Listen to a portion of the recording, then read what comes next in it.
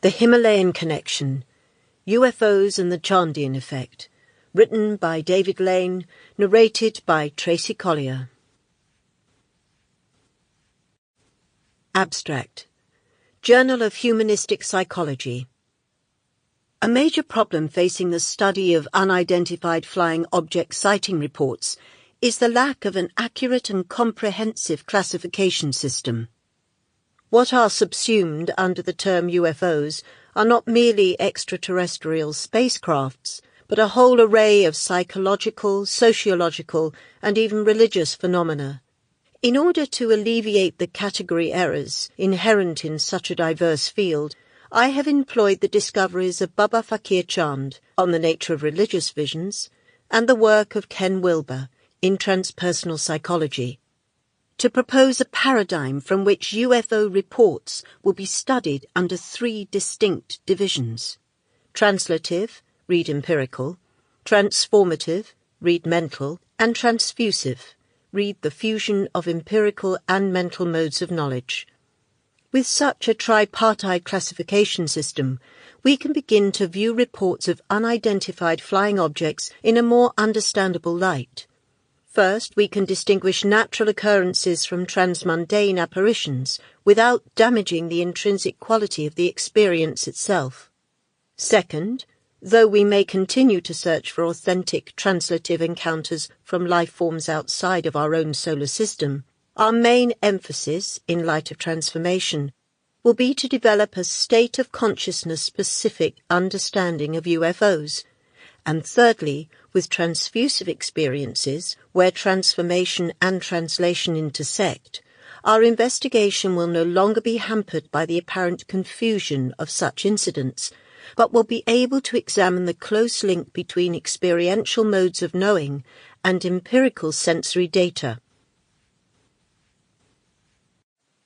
Delhi, July 1978. In July 1978, I was doing genealogical research at Sarwan Ashram in Old Delhi, India. Although I was aptly forewarned that the heat in the summer was excruciating, the 90% humidity and 100-degree-plus temperatures overwhelmed me. My only relief from the weather came in the evenings, but even then it was slight. On the second-to-last day of my stay, Jean Letard, a noted architect from Northern California, and I decided to spend some time on the roof of the monastery. He was leaving in a few days to go back to America. I was to go northward for further research on the Radha Swami tradition. The Indic skies sparkled with stars that night, and our conversation eventually turned to astronomy, the natural extension of which led to the subject of exobiology and UFOs.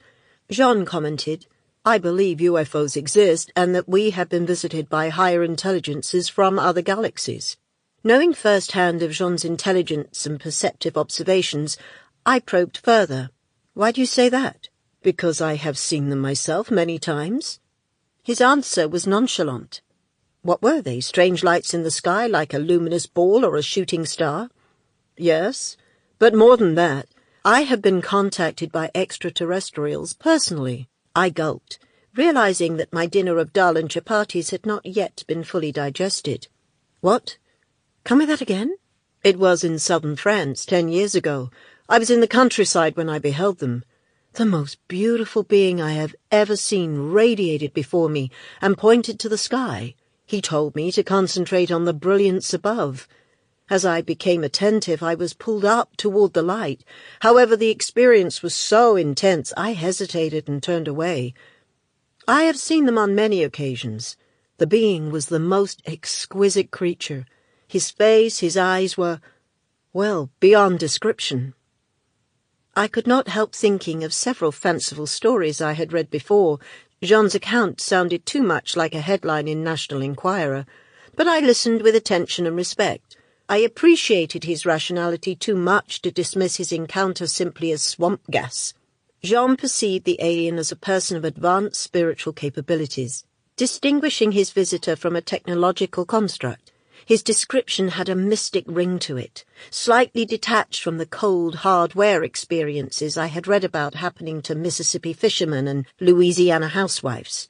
And then, in the midst of our conversation, a remarkable thing occurred. While both of us were taking a momentary glance at the sky, a fine point of light, like a star, caught our attention. Jean immediately recognized it to be a UFO and predicted what would happen next. Watch. The light will speed across the sky and will reappear on the other side.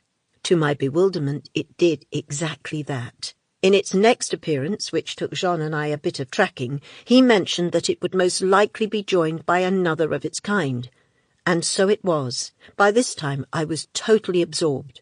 4 star-like lights streaked across the sky. Manoeuvring in an unusual manner, they circled several times in the deep blue vault, disappeared, and came into view distinctly again.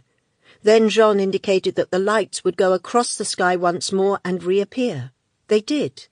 As the objects manifested, disappeared, and lighted up again in the Asian blackness, I experienced the vividness of a UFO sighting, but the question that remained was one of explanation. Satellites? Beam reflections? Too much curry? The Himalayan connection. Little did I realize that night in Old Delhi that a vital clue to the significance and meaning of UFOs would come a month later when I was doing fieldwork in the foothills of the Himalayas. Because of my research on the gurus in the Radhoswami tradition, I visited Fakir Chand, a 92-year-old sage who had been engaged in intensive spiritual practices since 1905. He was regarded within the Shavid yoga community to be one of the most advanced yogic masters in India. It was in Basra, Baghdad, Iraq, during World War I, when Fakir realized the pivotal secret in understanding transmundane phenomena. The implications for comprehending UFO sightings are staggering. In his autobiography, The Unknowing Sage, Fakir relates how in the middle of a battle in Ahmadiyya, the form of his guru Shiv Bratla manifested to him and said, "Fakir, worry not, the enemy has not come to attack, but to take away their dead. Let them do that. Don't waste your ammunition." Fakir then sent for the Subedar Major and narrated the appearance and direction of his guru. He followed the same strategy and all were saved. When Fakir reached Baghdad after the fighting, however, many of Shiv Bratla's disciples began to worship him instead. Fakir recollected, "It was all unexpected and strange for me. I inquired of them, 'Our Guru Maharaja is at Lahore.' 'I am not your Guru. Why do you worship me?' They replied, 'On the battlefield we were in danger. Death lurked in hand. You appeared before us and gave us correct directions. We were spared.' I was wonderstruck by this explanation. I had no knowledge of it at all. I myself, being in trouble at that time, had not even remembered them. A mystery shrouded the whole thing. Who appeared inside them? When Fakir discovered that his own guru, Shiv Bratla, was unaware of his manifestations, he concluded that the answer to the perplexing problem of religious visions must rest in the nature of consciousness itself. Fakir elaborated, "People say that my form manifests to them and helps them in solving their worldly as well as mental problems. But I do not go anywhere, nor do I know anything about such miraculous instances.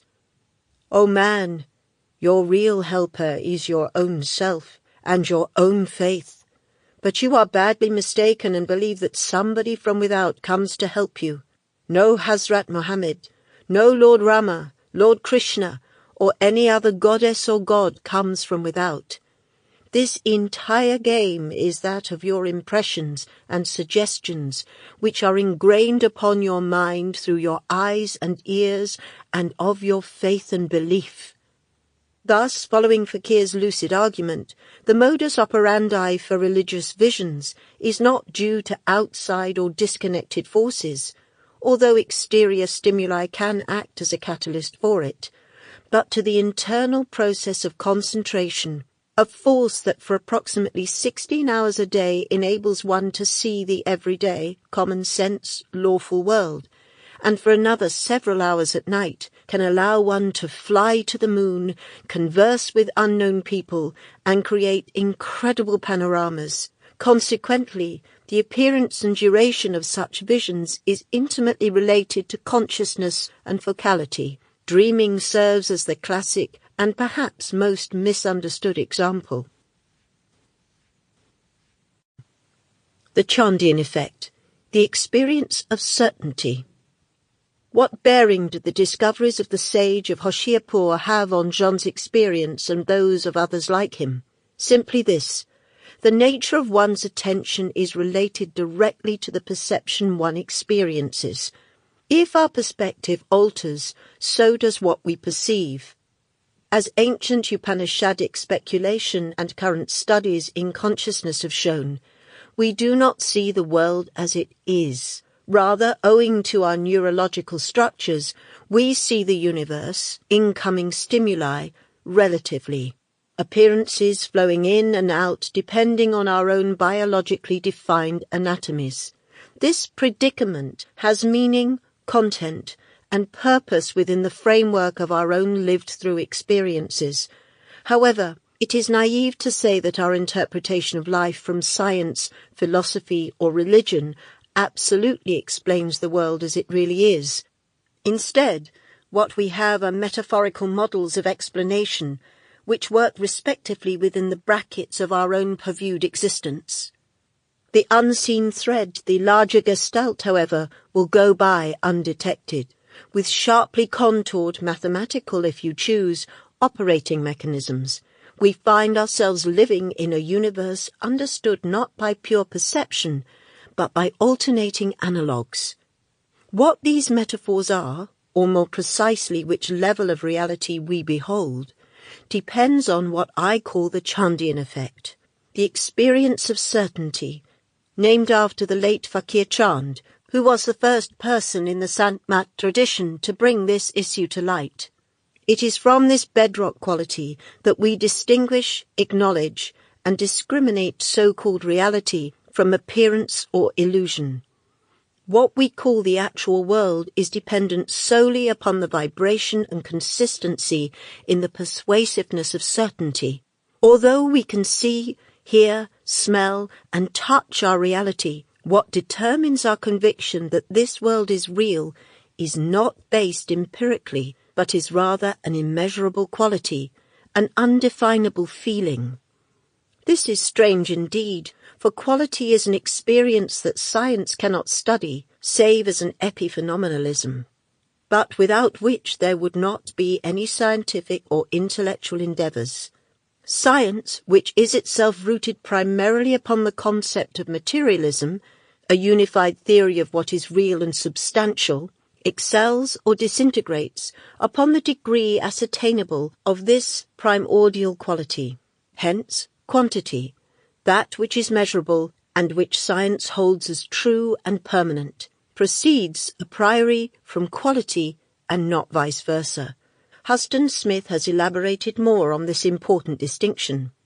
The experience of certainty is a propelling force behind how we make up our days, fashion our plans, articulate our hopes. If there occurs a break in the Chandian effect, our normal waking state would collapse into a passing phantasm. Like our nocturnal dreams, it would be stored away and temporarily forgotten. The experience of certainty is so overwhelming that when it radiates forth, the question of illusion seldom arises. Just as the chair is quite solid when we strike it with our hand, so too does the world appear concrete and vivid when the Chandian effect pervades. Our state of reality is determined by the movement of consciousness into various expressions of the Chandian effect. Each level of awareness is controlled and empowered by its inherent degree of certainty, which is determined by the intensity and duration of its minimum threshold. Thus, for example, we are predisposed to call the waking state real, because it is longer, and hence by extension more vivid, than the dreaming stage. We say this only when we are awake, however, never while we are dreaming. The reason behind this is simple. At each level where attention is established, a certainty boundary is in effect, which, owing to the given centre of awareness, varies in strength, time, and permanence. Hence, even the waking stage, although extremely real, only lasts about 18 hours normally, until the Chandian effect, structured upon this level, runs down below the minimum threshold and our consciousness shifts to another region. So it is with the dream stage. At the moment of sleep, itself nothing but the transition of attention, we find ourselves occupied in a world that just hours before we thought was nothing but an incredible illusion, because it was dimmed by the intensity of the certainty force inherent in the waking state, but with which we now deal quite seriously, running away in terror from death or luring attractive mates for orgasmic satisfaction. From this native pattern of awareness, we can see that our lives are simply natural progressions of consciousness from various boundaries within the Chandian effect. Wilbur has detailed this progression, both ontogenetically and phylogenetically, in his transpersonal view of evolution. The development of consciousness. Wilbur illustrates in his book The Atman Project, 1980, that consciousness develops essentially along two major avenues, translation and transformation. When attention gravitates within a given state, e.g. the waking state, neither altering it nor transcending it, translation ensues. Awareness is thus established within a particular field of the Chandian effect, being held in constriction by the inherent certainty boundary.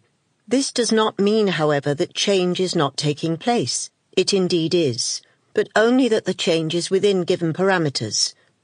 In other words, although there is a constant flux in our waking world, the changes themselves do not radically convert the state itself. Smith describes this same movement of attention as horizontal, development that proceeds along, i.e. within, the given plane of action. On the other side, the shift of consciousness from one state to another, Wilbur points out clearly that it can be both ascend and descend, or the conversation of the realm itself, is called transformative. In this regard, an entirely different state of awareness is experienced.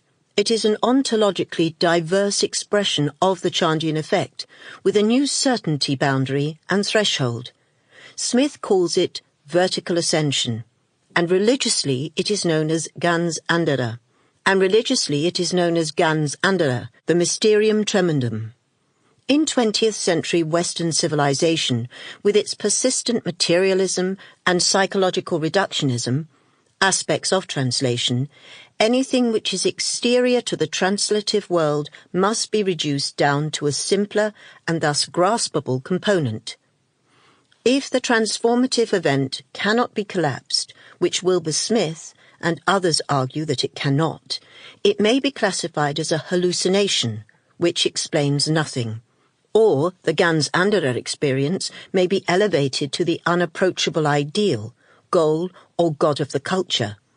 Wilbur explicitly details the difference between translation and transformation.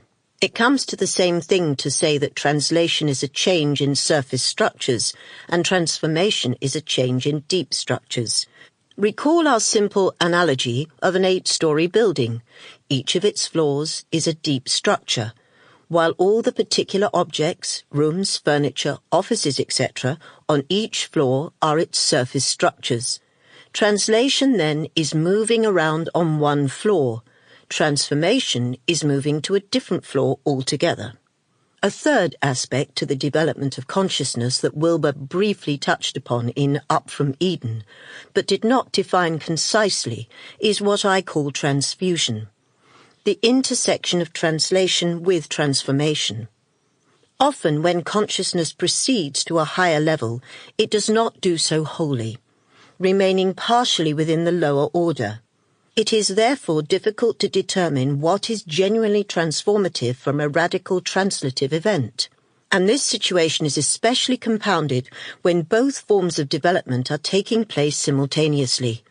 With a reductionist paradigm, we presume that the higher comes from the lower, where in actuality the opposite is true, Smith, 1976. and thus tend to misread transformation as an aberration on the real, translative world. This concept of transfusion, which is why there exists so much confusion in the field, is important in understanding how consciousness can at one end transform and on the other translate, but at the same instant not be mutually exclusive. It should also be added that mistaking the higher with the lower can also work in reverse. For instance, certain religious experiences that appear non-rational are sometimes elevated to a trans-rational status, when, in fact, they are pre-rational. Transfusion can work in both directions, thereby causing scholars to commit what Wilber calls a pre-trans fallacy. Materialistic science has a tendency to reduce higher modes of being, whereas uncritical transpersonal psychologists have a proclivity to characterize non-rational experiences as transmundane. Both lack a clear and incisive structuralism, according to Wilber. Toward a tripartite classification system of UFO reports. This leads us to the main thesis of this article. A tripartite classification system of unidentified flying object sighting reports. Employing the preceding terminology on the development of consciousness, we can place experiences of UFOs within three major categories: translative, transformative, and transfusive. Translation. Fusion empirically verifiable. Simply put, translative experiences of UFOs are perceptions of natural phenomena within the consensus reality that have yet to be named or identified correctly. For the most part, UFO researchers have been trying to prove the empirical, that is, scientifically verifiable, basis behind unidentified flying objects. This is, above all else, primarily a translative endeavor, attempting to place UFOs within a rational and, therefore, explainable paradigm. However, there is a major problem confronting this attempt. The term UFO has been synonymous with alien creatures or spaceships that have come from other planets or galaxies. The near impossibility of such visits by extraterrestrials has been pointed out by several eminent scientists, including Carl Sagan. Besides the evidence being scant or non-existent, the explanations for close encounters or sightings do not necessarily have to be exobiological or exotechnological. In fact, as Vallée indicates, they could well be sociological. Thus, it is likely that most of what we call unidentified flying objects are nothing more than satellites, falling stars, meteorites, weather balloons, disguised defense operations, and a whole array of natural phenomena. Nevertheless, translative investigations conceivably could encounter extraterrestrials and place their findings before the general public as long as there was empirical data sufficient to support such an event. Transformation. Diffusion. Experientially verifiable through consciousness. Among the millions of UFO sightings reported each year, there are a select few that describe vivid and remarkable personal encounters with extraterrestrial beings.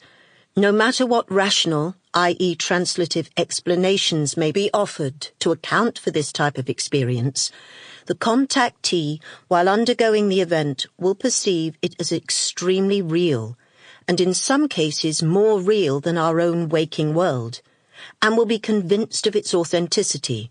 Science generally will not be able to grasp this experience in itself, and will classify it as a hallucination, as some scientists have done with near-death experiences, or, if following Carl Sagan's lead, a miswiring in human neuroanatomy. Although these may look like plausible explanations for such transmundane phenomena, they do not in essence explain the occurrences, as is.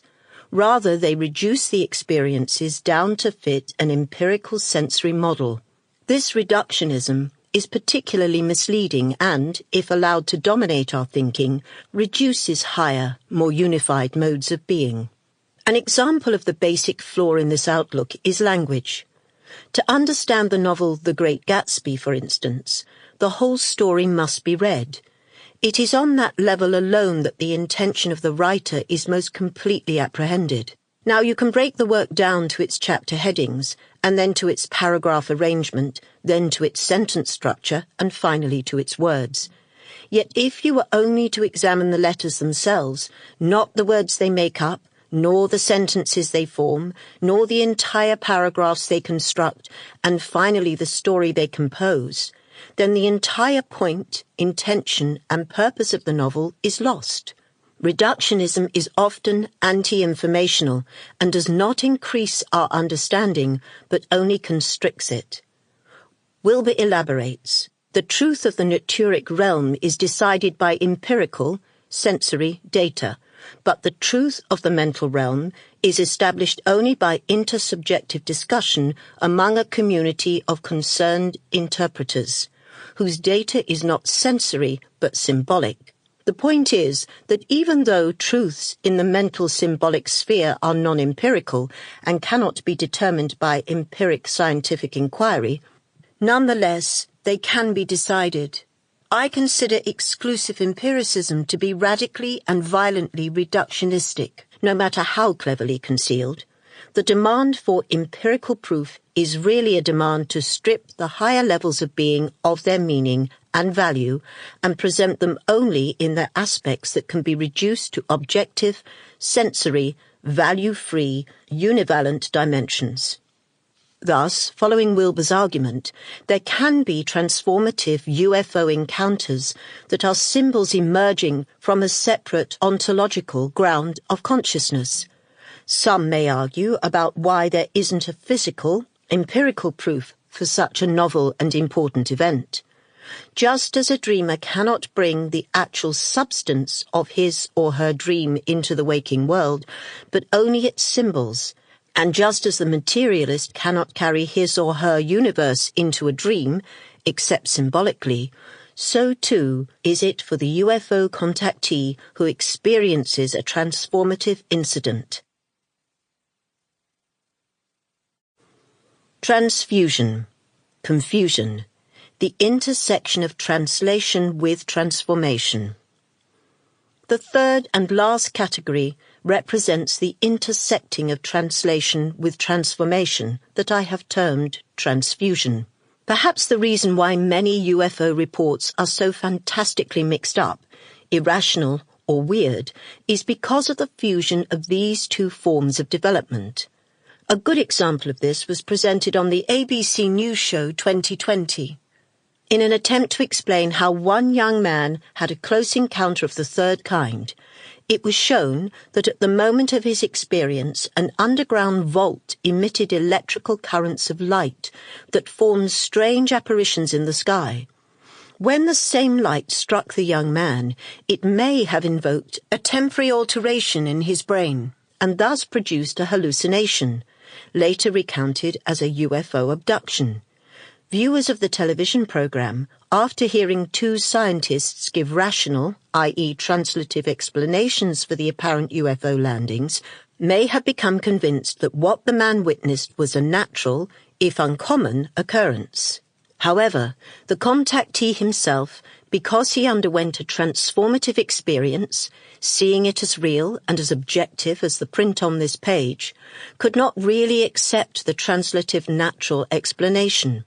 This confusion of many UFO encounters accounts for why the subject is riddled with fantasism, religiosity, and garbled hokum. It should be remembered, however, that simply because a UFO contact is non-rational does not mean that it is necessarily a transrational experience.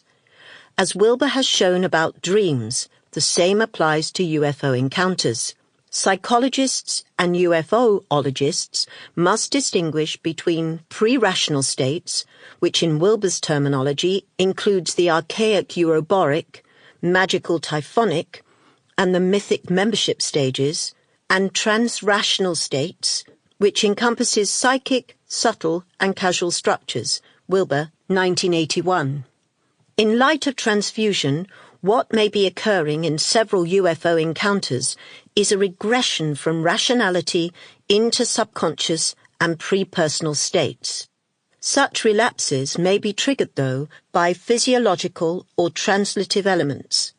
Carl Jung, for instance, argues along this line in his book Flying Saucers, A Modern Myth, pointing out that many UFO sighting reports have the earmarks of being archetypes projected into consciousness by the collective unconscious.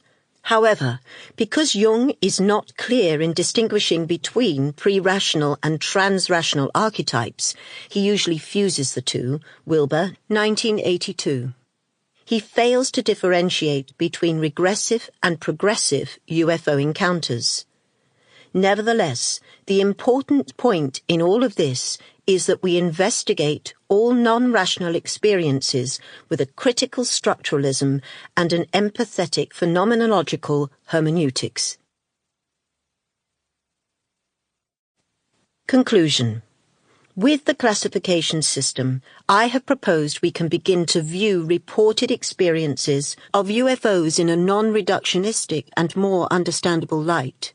First, we can distinguish natural occurrences from transmundane apparition without damaging the intrinsic quality of the experience itself. Second, though we may continue to search for authentic translative encounters from life forms outside of our own solar system, our main emphasis, in light of transformation, will be to develop a state of consciousness-specific understanding of UFOs. And thirdly, with transfusive experiences, where translation and transformation intersect, our investigation will no longer be hampered by the apparent confusion of such incidents, but will be able to examine the close link between experiential modes of knowing and empirical sensory data.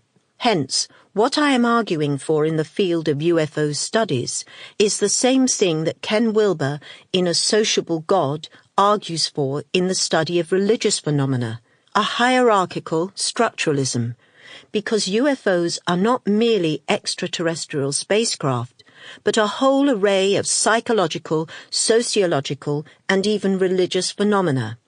A transcendental sociology is needed in order that UFO studies does not fall prey to materialistic reductionism or uncritical phenomenological hermeneutics. Indeed, such a transpersonal structuralism is concordant with the Chandian Effect, when the certainty boundary is questioned intensively or naturally transcended. The attractive and binding force of that level of consciousness recedes, revealing the tentative nature of its existence. As Wilber has clearly indicated, there is an ascendant ontology behind the evolution of the universe, one which is marked by an increasing degree of awareness. This idea must be kept in the forefront of UFOologists' minds, because unidentified flying objects are more than an exotechnological issue. By applying the tripartite paradigm that I have proposed, which will of course become more sophisticated and exact in time, it will serve as a critical normative to the UFO phenomena, allowing for a much-needed structural adjudication. For instance, in looking back at my experiences atop Sawan Ashram in Old Delhi, India, it would appear that what I experienced was not remarkably Gans Andhara, but was most likely a peculiar translative event with naturalistic explanations. However, what Jean Letard witnessed in southern France, or what Fakir Chand said in Basra, Baghdad, was of a transformative dimension, in that a higher state of awareness was experienced. The real mystery, therefore, is not in alien space creatures who prey upon naive inhabitants, but in the very nature of attention. To comprehend the restraining certainty hold of the Chandian Effect and how consciousness evolves through its various boundary thresholds is the most important frontier awaiting the study of UFOs. The problem, as several UFOologists have already stated, has not been a case of unidentified, but one of misidentified. Postscript.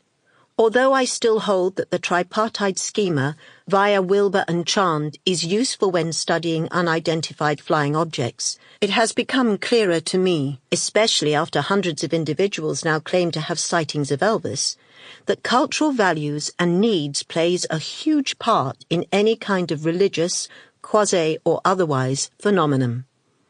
True, we should still be open to the faint possibility that there may be some kind of alien contact in the future, but the overwhelming evidence suggests that we have yet to be visited by ETs. It seems far more likely that what we classify as close encounters of the third or fourth kind are really misidentified projectiles of our own psychosocial biography. What is truly impressive in all of this, of course, is the mind's ability to adapt to new cultural trends with such religious zeal. The power behind all of this is the brain's own chemistry, which gives such tremendous hardware, conviction if you will, to the wide variance of religious or cultural ideas. Such ideas may not be real in an ontological sense of the term, but they nevertheless feel real because of the brain's amazing plasticity and ability to energize whatever it is conned into believing. Thus, the current rage in UFOs says much more about our almost infinite desire to believe in almost anything, regardless of truth, facticity, or common sense, than it does about some significant exobiological invasion from Sirius.